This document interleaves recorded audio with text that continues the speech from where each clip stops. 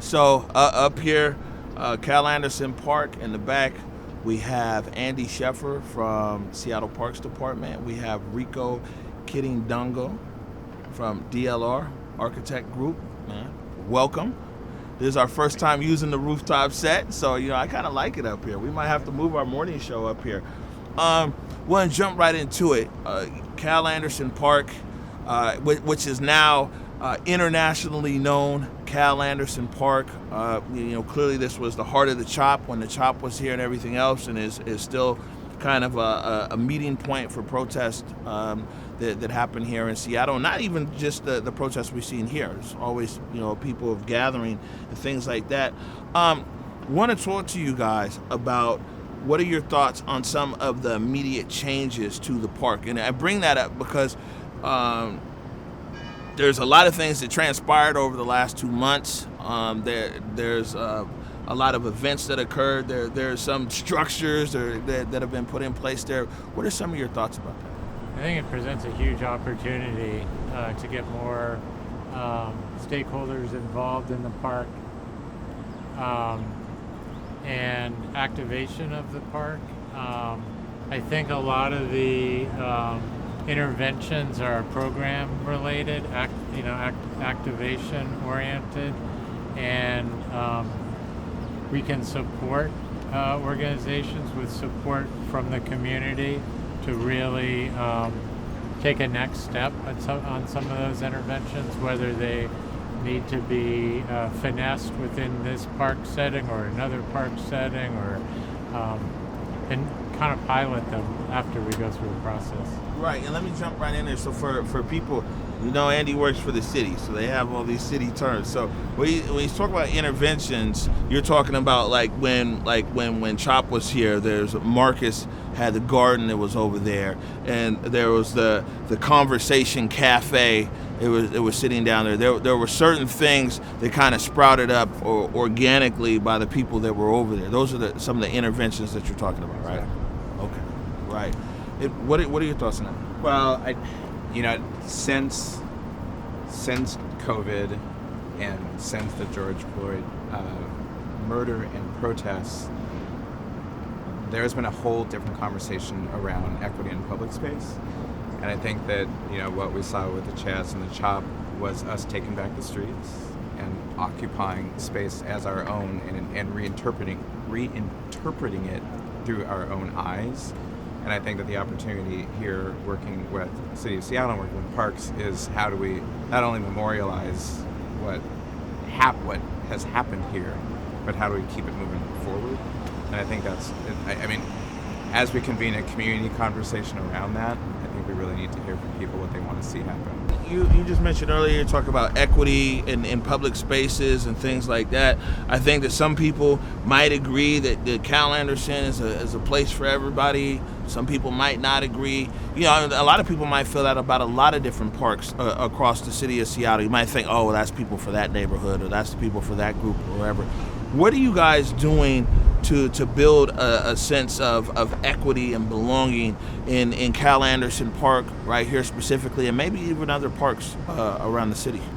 I think it starts with the project engagement process and making sure you have a multicultural team, that the ideas are coming from the respective cultures and groups, to ensure that everyone's ideas of what a sense of belonging means are represented.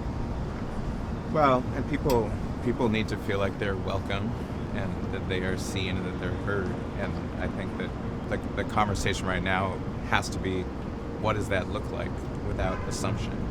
And I think for every neighborhood that's going to look a little different, and for each of our communities that we're trying to serve, that's also going to look different. Protest season, as we call it over here, it's really put a spotlight on protests in public spaces. When I talked to SPD, they told me that every year there's about 300 protests every year. Before all of this, people in Seattle will protest about any of this, the nature of the city. But what's your thoughts on something like Cal Anderson Park or other parks or public spaces being a place where people can assemble peacefully and protest?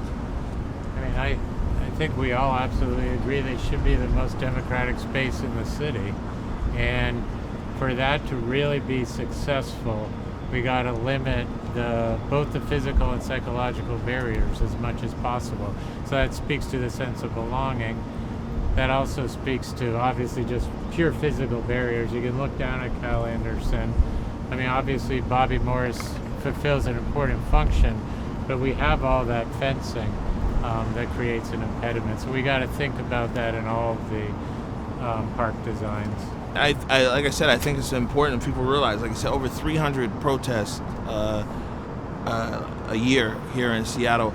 And when you're talking about a place where, although we're in these Black Lives Matters protests right now, when you're talking about a place for protest, it is a place for protests of people of wherever they're at on the spectrum. It's a public place, it's the public park, and so you talk about Cal Anderson Park being a place where people can safely assemble and protest. That's for anybody, for whoever they want to protest. This is, like I said, Cal Anderson. If people didn't know Cal Anderson Park before, or even the legacy of Cal Anderson before, not only just here in Seattle, but literally around the world, a lot of people have researched that. It's interesting because Cal Anderson, you know, when he was in office and really lived his life, he was a trailblazer. You know, the first openly gay member of the legislature. You know, a lot of crossover with Cal Anderson and the black community. Cal Anderson was one of the people who were like, well, you know what? We need to make sure that the black community is their rights are being served, because if not, how can we have an expectation for LGBTQ community? And so it's I wonder if Cal Anderson's looking down now, you know, and be like, wow, you know, all these years later, this is a park named in his name, you know, in his honor, was a flashpoint of something, you know, that's here that clearly the Parks Department is going to memorialize. Well, it's what we want to see and what we want to do, but I think the opportunity now is looking through a different lens and looking through the lens of Black Lives Matters. It here, like I think it's going to look a little bit different.